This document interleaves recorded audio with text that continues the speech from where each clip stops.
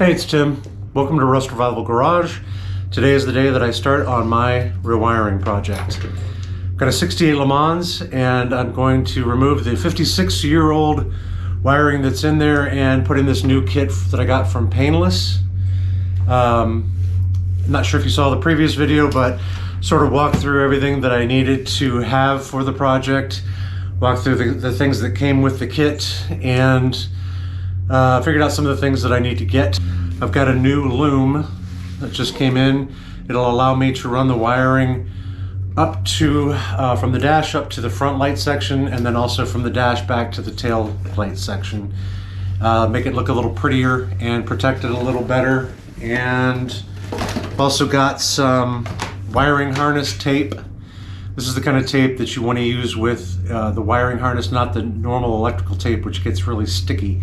But this will allow you to tape everything up, and it looks and acts very similar to the kind of tape that they used from the factories. So, good to go with that. A little scared to get started, of course, because once I do pull out the old fuse box and put the new one, start putting the new one in, then there's no turning back. So I guess there's nothing to do but to do it. So let's get started.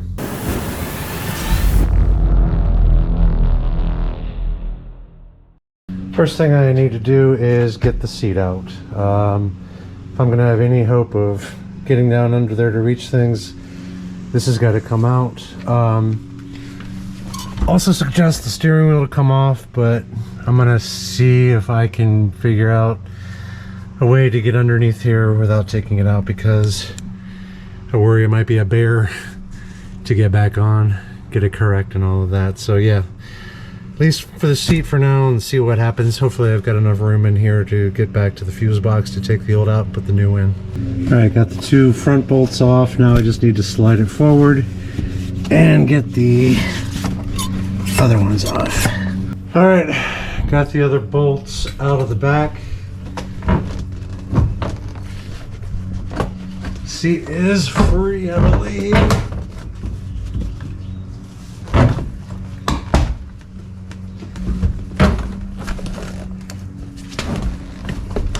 Don't fight.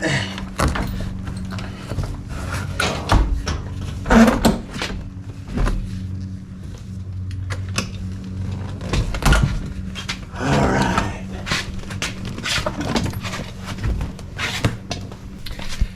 I know there's a lot of crap in here. You're always going to find that after that, but just look how much the seat has disintegrated. It's just dust now. A lot of that foam. So, looks like I'll be needing a new foam set and new, I was going to do new vinyl for the seats anyway, but yeah, more expenses. But I'm going to put these back here so I don't lose them. I wonder if that pen still works. Cool. Alright, got her all cleaned up, and I'm 75 cents in the red. Always pays off when you do seat removal. But one thing I am learning is I don't think this carpet was original. I bought the car and the carpet seemed really nice back in '95, so I'm thinking that this was a replacement carpet that somebody put in, because I don't think they would have left this exposed. But the floorboards are in really great shape. So yeah, but I'm definitely going to be doing the sound deadening underneath and all new carpet as well. So more fun things and inexpensive things to look forward to. Yeah, one thing I had completely forgotten about. The horn was never hooked up. Somebody had set this up and used this for the horn. So they must not have been able to get it to work up in here and put this in. So hopefully I can get this cleaned up and be able to actually have my real working horn back again and get rid of this garbage. Let's see if I can get the old fuse box unscrewed, unbolted.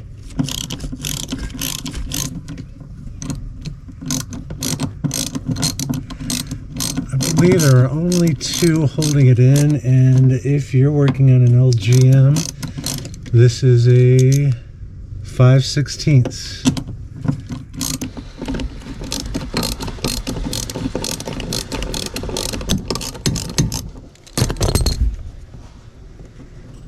Yeah, these are long.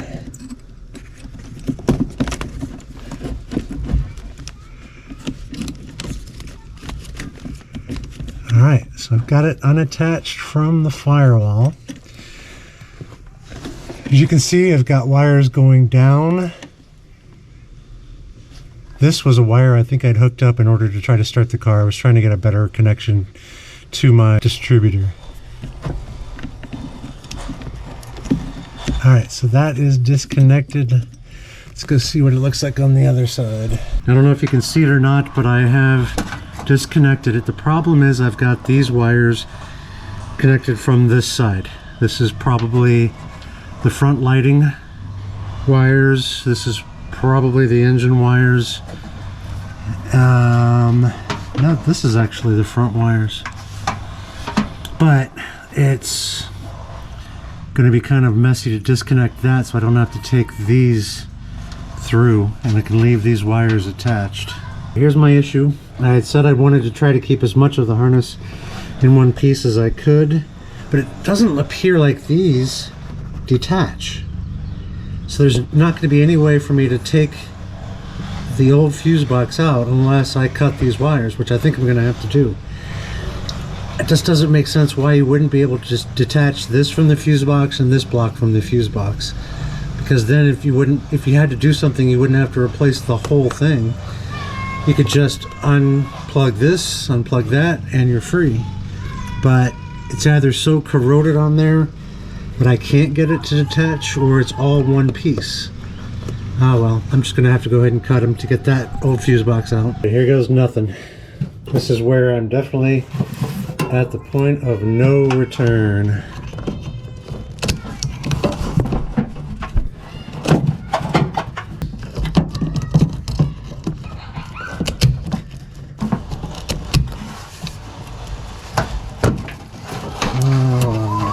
Last three.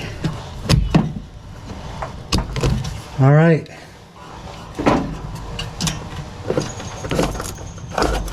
That is free. I'm going to leave the wires sort of in place so I can maybe track and see where they all went.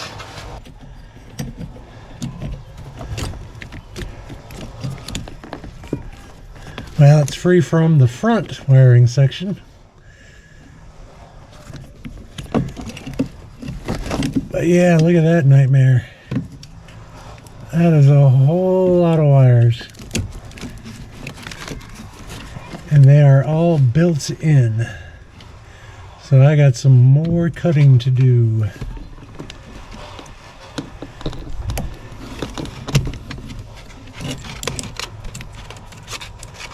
Oh, this is where it gets scary. Look at these harnesses. Alright. Gonna cut these out and, like I said, leave the wires in place so I know where things go. And this will allow me to run my new wiring. This is like cutting really long hair that does not want to be cut. Alright, that just comes out. And then now I just have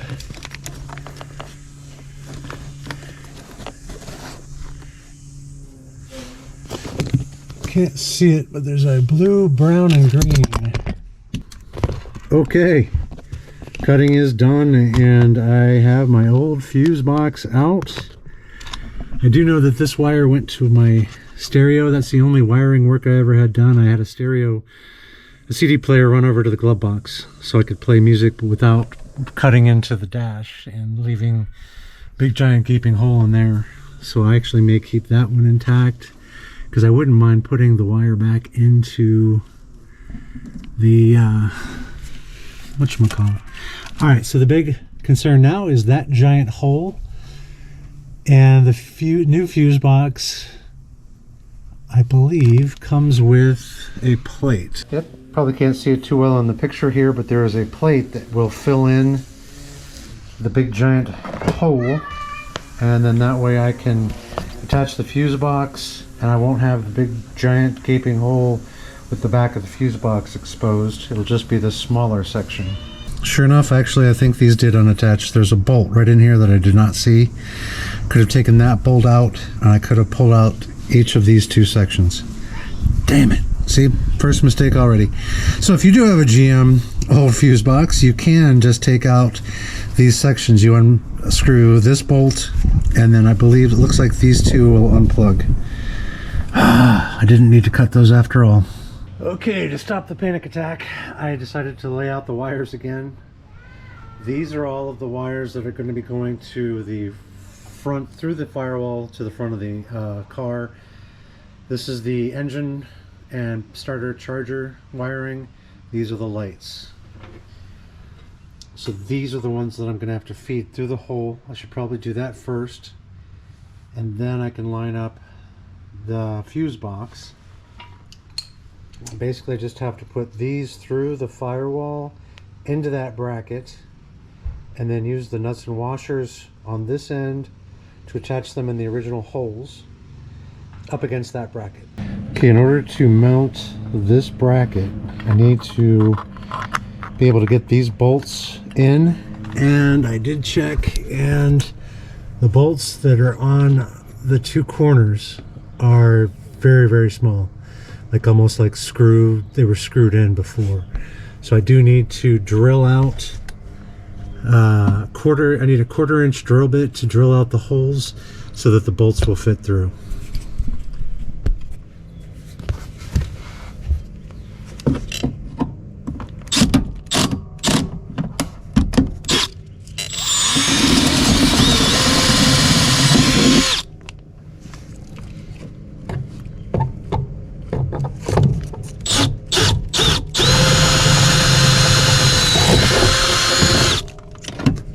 Okay, good to go.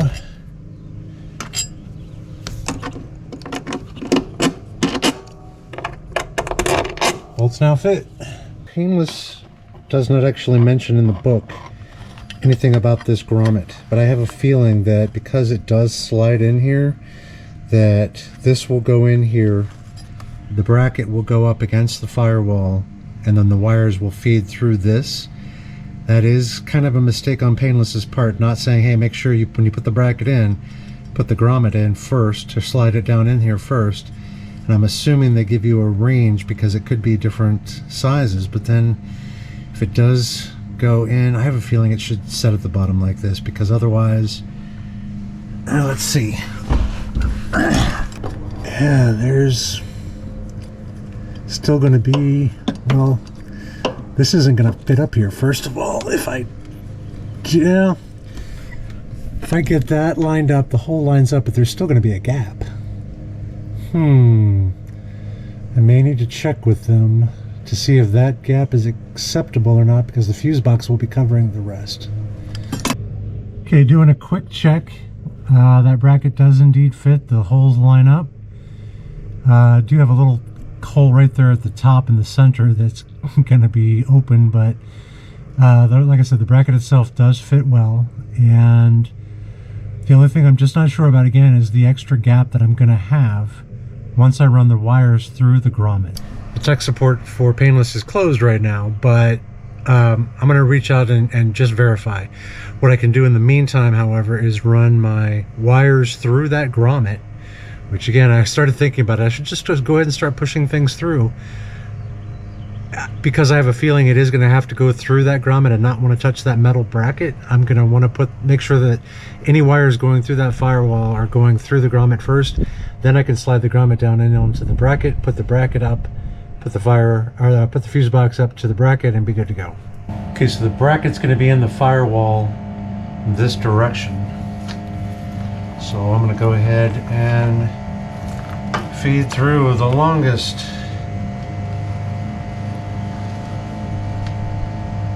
second longest group, third longest, and these are the engine starter charger wires. There, that is all of the wires for the start charge section. And now I need to feed through the front lighting wires, and again, starting with the longest,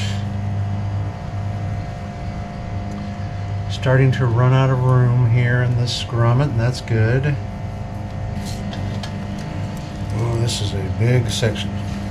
All right, I will get this fed through and then we can feed it through the firewall. All right, I've got my grommet all the way up to where it's near the fuse box. Now I just need to run all these wires through the firewall, stop the grommet there at the firewall, and we will have everything that's out front and should be ready to then make it look as pretty as possible. So I'm going to start with the longest of the front light wires.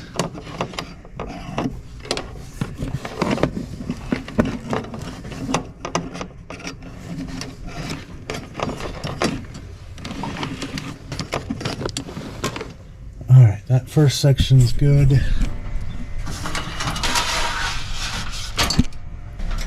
All right, so I've got the longest wires. These are the front light wires that will come up here and then run across and then hook up the lighting on that side.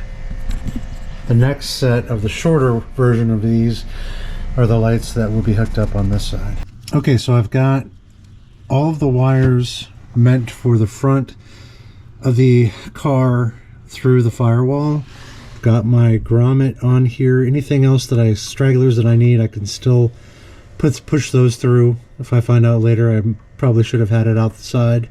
But for now, I got the main engine, the starter charge wires, and the front lighting section through the firewall, through the grommet. I can then attach the plate once I make sure I'm doing it correctly and I don't have to worry about the gap that's there. And should be good to go. And here's what it looks like outside in the engine bay. Again, front lighting, engine wiring, and then that's the start charge wiring, the alternator wiring. So I've got them nice and separated, not too scary. First thing we're going to do is wire up this side, this lighting side, with the shorter wires. Then we're going to run the long ones across to this side.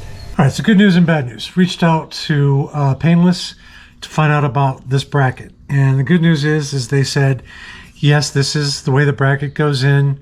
The grommet slides down into this section, and then you can go ahead and attach it. The bad news is that once you've got that in there, you're going to have about this much exposed. And I don't think that's going to be a great look. When you come up to the engine bay, you're going to look in and see some of the wiring from the fuse box. You're going to see the back of the fuse box, and I'm not sure I'm crazy about that look. It'll kind of look unfinished, I think. So might have to figure out some way to maybe put a piece of metal over it to cover it up, paint it black, and put it over that, but we'll see. At this point now, it's just moving on with the wiring. So at least I know I've got this correct and I didn't miss something. So let's get it in. Okay, so I wanted to take a look at how the wires were run. So I took my sill plate off and there's no wires along through here. But did a little digging, got under the carpet, and you can see here there's sort of a plastic loom that has all of the wires in it. Looks like it runs for the length of the underneath the driver's seat all the way back and probably into the trunk. So that lets me know that these wires that are part of the new harness, which are all the taillight wires, are going to go pretty much, I'm going to run them the same way. So that gives me a good idea of how it was set up before. Now the interesting thing is, because I was trying to figure out where I should put the wiring.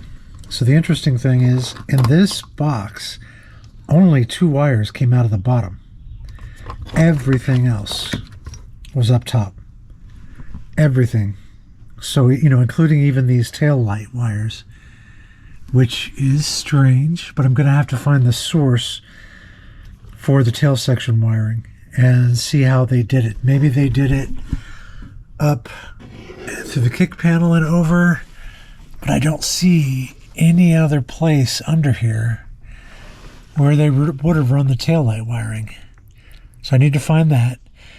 But at least I know I can put my fuse box in and put everything out of the top. So I can have it go in like this and have all of the wiring coming out on the top. And then I just need to figure out what to do to run these, which is the taillight section, and whatever these two wires were that came out of the bottom. Usually the tan and green are lights. At least I've been noticing that from the harness. It usually has something to do with lighting. So it could be the dome light. I don't know, but I'll check it out. But now I know for sure I can put my plate in, the bracket in, I can put in the fuse box, I can make sure all the wires are coming out of the top, and then first I need to see what I need to do with the tail section wires. These were the wires that I cut that came out of the bottom, and those go to the dimmer switch. So blue, brown, and green that came out of the bottom are my dimmer switch wires. What I can do is look those up on the harness. These others that were underneath the driver's seat came up underneath here and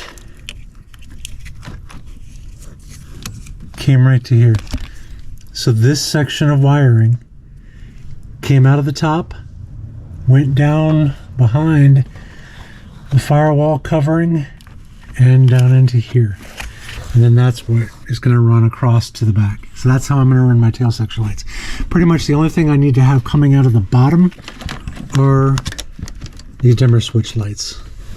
Bingo! So these three wires are all marked dimmer.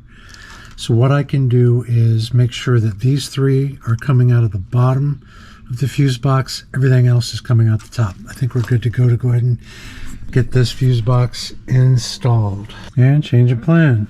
These are basically routed to the lights that go outside through the firewall well before we get to the fuse box. So I'm going to have them be up at the top too. It's just too far down along the line because pretty much everything, see, I don't know. Everything up to this point, yeah, I'm going to have to do that. All right. Best case scenario is I'm going to have to put the fuse box up in there, have the wires run through, but I'm not going to tighten it down because I have a feel I'm going to be taking it on and off and trying to get things situated when I finally realize where everything needs to go. But at least I'll have all of the wires routed where they need to go, pulled in as far as they need to be. I'll have everything laid out. So I think I'll be fine. I just know it's not going to be permanent. It's not pretty, but all my top wires I've got on the top, and then all the ones on the bottom, which include the tail section wiring and the dimmer switch wiring, are all on the bottom. Now, and I've got the grommet as far up as I can go without doing any kind of damage. I just need to put the plate up. I think I'll put the plate in the grommet, go up together with them, and see if I can get that to work. Okay, I've got my 2 bolts run through. Now let's see if we can get the plate and the grommet lined up.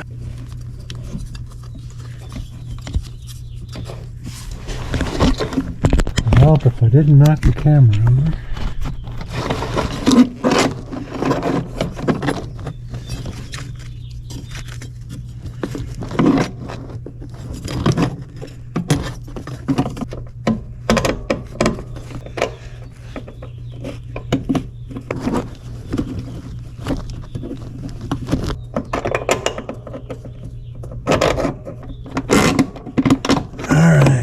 Got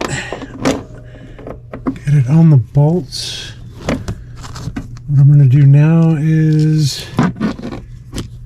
at least get a washer and nut started so it can't pull through. That's not a good idea because I've got to put the fuse box on there.